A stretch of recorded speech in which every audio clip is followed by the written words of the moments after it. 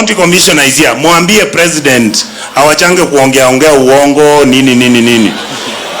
Tunamheshimu, tunataka afanye kazi yake, tunataka pesa iweze kufika kwa county.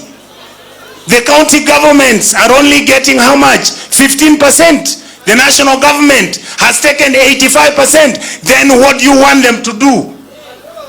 Then you tell me I need to come here and clap for the president. Tell him, kura zinakuja miaka 2 sasa. Hata huyu mzee amelala hapa angemwambia hivyo. Because we must believe that we are going to manage our country prudently, honorably. There must be fairness and equity. We don't want where one MP is given 200 million, somebody is given $1 billion to do roads in his area. Jamaa wananunua helicopter, Land Cruiser ndio hizo tunabeba. Wamama wazee hakuna capitation, hakuna pesa ya maskini, hakuna pesa ya shule, walimu hawana mishahara. Ay boss. It is during Ruto's time we have borrowed 7 trillion shillings. I wonder what you people think about. Can you please tell Musalia, who was my classmate, our country is in a mess. This country, look at these people. They have no food, they have no jobs. Young people are walking around as if they're losing their minds. And then you people are walking around as if they shaf. Ambia Musalia, ambia William Ruto, hiyo shaf hatutaki. Hiyo kitu ni adani. Bwana Agoi, mnauza airport ya Kakamega bwana. Mnauza Nairobi. Mnauza Kisumu. Mpaka port ya Mombasa mnauza kuuza. Musalia hawezi kusema kitu. Gentlemen, what happened to all of us? This country cannot go on the way it is going on if we are not willing to bring integrity to government, period. Those who are in leadership, including myself, if you find something that is for the county, let's protect the county governments. Because they are the ones that have now devolved development to our people. You remember the old days, you would hardly get any development within the counties. And therefore, let's protect the county governments. From where I sit, if we get a law, if we get an opportunity, we shall be defending the county governments, including asking the national government to remit monies to the county governments timely so that these things can operate. They are the souls of development that we are looking up to. Naitwa Peter Salasya. Najua wengi mnanionanga tu kwa mitandao, leo mmeniona live. Lakini muhimu sana ambayo Mheshimiwa Milema amesema ya kwamba the county governments must work. Na kuwork kwa sababu mimi nilikuwa nafikiria in a layman's language ya kwamba kama tulikuwa na ile 384, mbona tusiwapatie hii 384 billion alafu ile ya juu hiyo tuongeenge kama already there is operation in the process. I think we could have done it the way it's supposed to be, so that other than kusimamisha everything, we make everything to ama sijui ni excuse ya ndio ku make sure that ya governors wakwe sasa ndio wanafuata mkondo ya serikali kisema na wanasema wanafuata hiyo. Lazima pia tuanze kupatiana independent into the counties. So I want to support Mheshimiwa and maybe Mheshimiwa Mboko Milema. Let us take that one into the committee ya budget. Let us allow hiyo 384 nyo nasema. Alafu ingine to negotiate kama already there's operation in the place. Otherwise mimi nataka kusema tu ya kwamba sisi tukiwa hapa tumeona wabunge wa Mboko Milema mlikuwa kule kwa bunge wakati president alisema ana cancel maneno ya Dani, mulipiga makofi kama nini? Sasa mimi nashindwa wakati nyinyi mlikuwa mmenyamaza. Peter Salasya alikuwa anasema na wengine wachache, lakini nyinyi mlikuwa mmenyamaza. Wakati president anasema nyinyi wote mnaamuka mnapiga makofi. Hiyo inaonyesha kama sisi wabunge tuko kama kondoo ambayo tumepatia nguvu zetu rais wa Kenya. Uwezi kuwa executive tena uko kwa katika executive uko kwa oversight ambayo ni legislative. And hiyo dinafanya wananchi wa Kenya wanakosa imani na bunge letu la Kenya. And I think we need to go back to the drawing board. Ndio tumesema And mimi nataka niseme hivi. Nataka nishukuru nyinyi wa governor. Juzi nimeona wabunge wetu wa hapa Western wameenda huko State House. Na sisi tukiwa hapa, ule ambaye alitengeneza constitution ya Kenya alijua kwamba mbunge lazima kuwa independent ndio provide oversight to the government. Ndio akaleta maneno ya kera ili mabarabara zifike huko, tukue na shida ifike katika ground. Akasema CDF ikuwe pale. Ndio mbunge usiku unaenda State House kwenda nusu kunyirisiria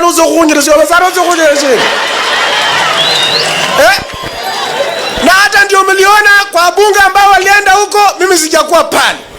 Kwa sababu tumesikia stories za rais na kizungu mingi. Ndio mimi nataka niulize wabunge ya kwamba leo tumekuja hapa wakadanganya huyu gavana wetu huyu Baraza. Wakamdanganya wanataka kwenda kutengeneza hii Buhungu Stadium. Wakakuja wakangoa kila kitu, wakaacha kila kitu, wanamwacha kwa aibu. Wametoka hapo, mabarabara zetu zote zilianzishwa na Uhuru Kenyatta ziko hapo. Hii airstrip yetu tulikuwa tunaenda hapa. Ati mapotos kidogo wamekataa, hakuna operation. Tuko na rais, tuko na wabunge, tumeenda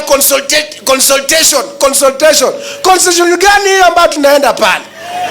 Sasa mimi nataka niseme hivi, kama nikiwa hapa Kakamega, ya kwamba tumechezewa for a very long time. Na mimi nataka niambie viongozi wetu ambao wako hapa, nyinyi mfanyie wananchi kazi.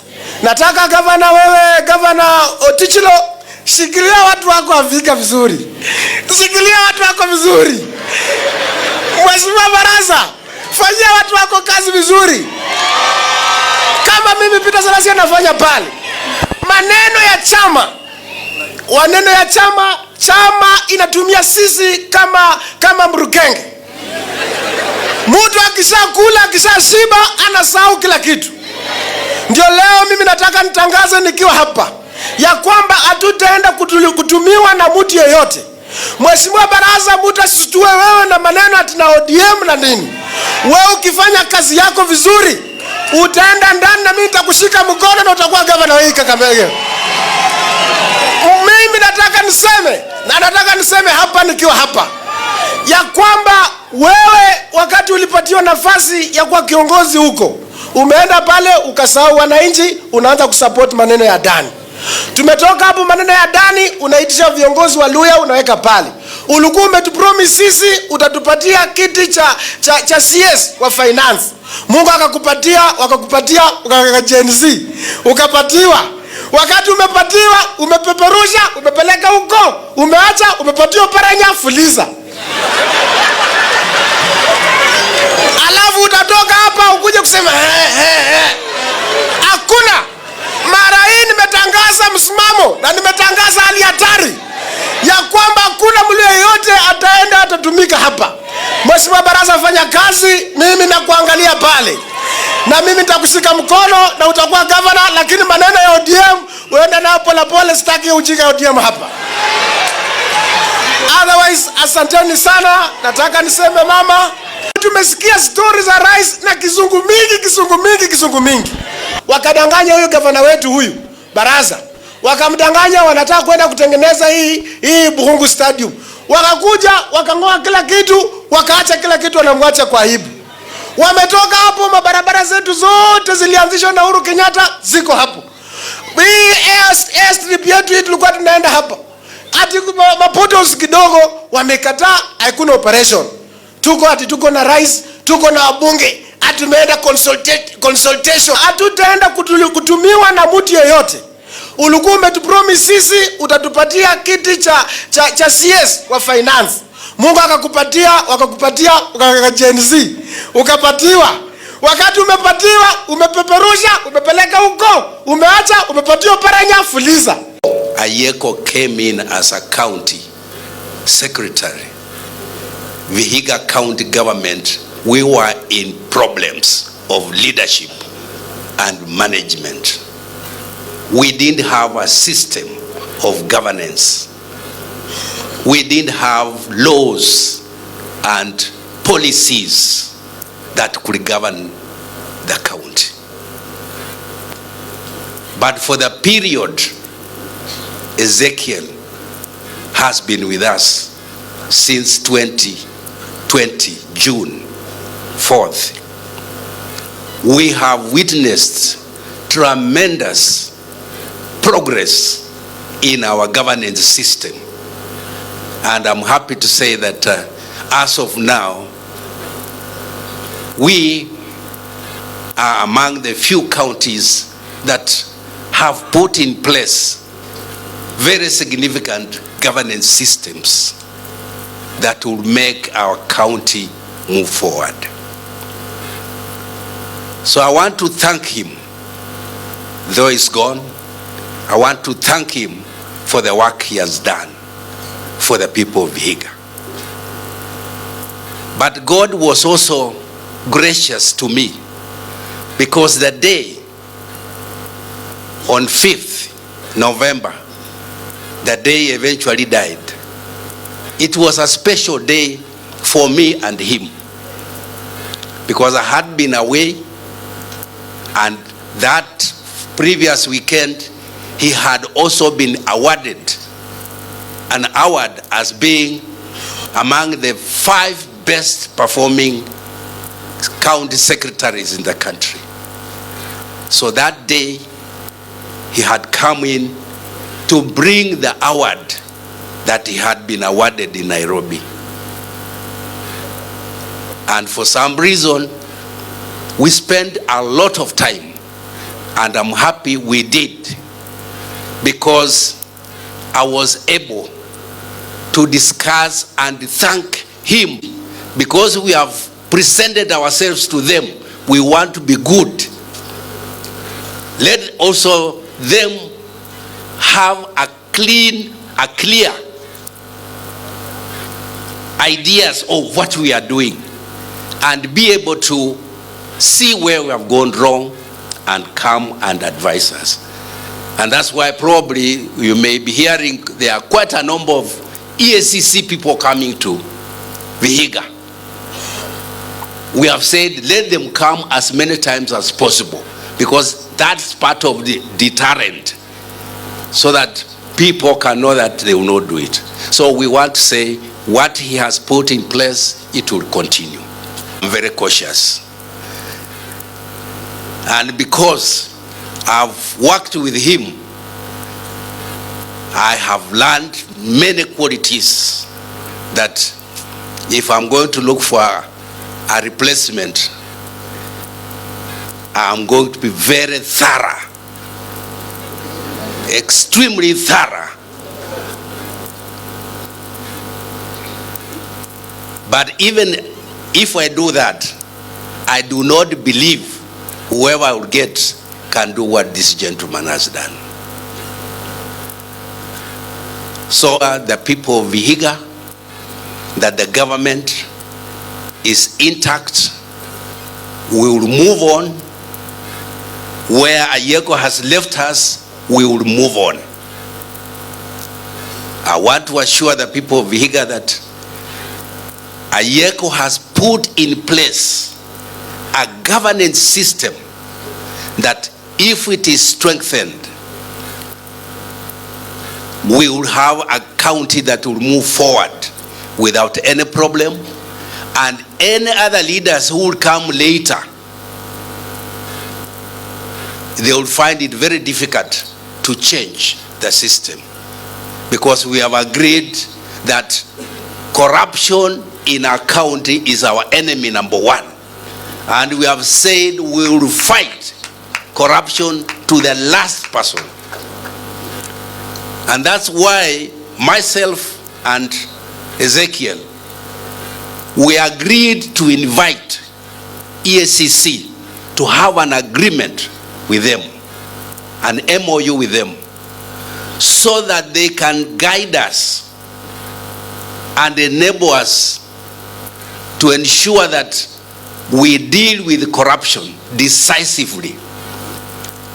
And it's for that reason we have formed committees. All my officers who are here, they will tell you we have a committee of anti-corruption in every department. And they meet every month to review any corruption issues that may have arisen during the year, during the month. And we have a national person. And as Professor Ayiego said, there are no words. And as a governor, I really feel aggrieved because I've lost somebody who is my pillar in my governance system. Since he left us, I've been thinking and wondering how I'll move forward without his being around. Because a lot has been said about Ayiego. And I want to confirm all what we have said about Ayiego is true. And I feel privileged and thankful to God that God gave me a chance to work with this man who is lying here. I want to thank the Senate. You have stood with us. And my friend Onyonka, thank you. I invited you to come and you have come. And Onyonka is one of the few senators who have stood with the counties. And he speaks the truth. Anytime we have gone to the assembly, Onyonka with Ezekiel, they're always talking, and that's why I can when I told him he has to come, he has come. So Senate, please save devolution. It is only Senate who are going to save devolution. And devolution, if we lose devolution in this country, we will go back where we were. And as of now, devolution is under threat. That I can tell you as a governor. Because what we are going through as governors, you will not wish to become a governor. Particularly like me, who has worked in many good places. It's tough. You have staff, you cannot pay salary, even your water is disconnected, and then Kenya Power, they don't care. They will disconnect even the referral hospital. They will disconnect power. So devolution is under threat, and we as Kenyans, we must stand for it. Because after all, the constitution we have today is all about devolution. So if devolution dies, the constitution also dies. So with those many remarks, we are aware there is a systematic attempt to claw back devolution. Mmeona kuko na zile kazi ambazo nataka zifanywe hapa, mambo ya kujenga soko, mambo ya agriculture, health, those are devolved functions. Jambo ambalo tunahitaji kama magovernors wote is for the National Assembly, ikiwemo agriculture na kununua mbolea. All those functions must be costed and devolved to county governments. The framers of the constitution were very clear on what devolution is supposed to do and what it means. We need resources hapa mashinani. We have a few officers and offices, constitutional offices, who are frustrating devolution. And I want to call out one office, the controller of budget. Sisi kama governors, we don't have to beg the controller of budget to do your work. Pesa zilitoka katika serikali kuu 2 weeks ago. Shilingi bilioni 30 for the month of September. 3 days ago, I called out the office of the controller of budgets kuambia kwamba the issue of approval of requests, we should not be begging, we should not be letting our CCs and chief officers kwenda Nairobi ili wapate approval, and yet all the 47 counties have a controller of budget coordinator ambaye anaangalia hizo requests before they are sent to Nairobi. My brother Senator Onyonka, I want you to support our call for automation of approvals by the control of budget.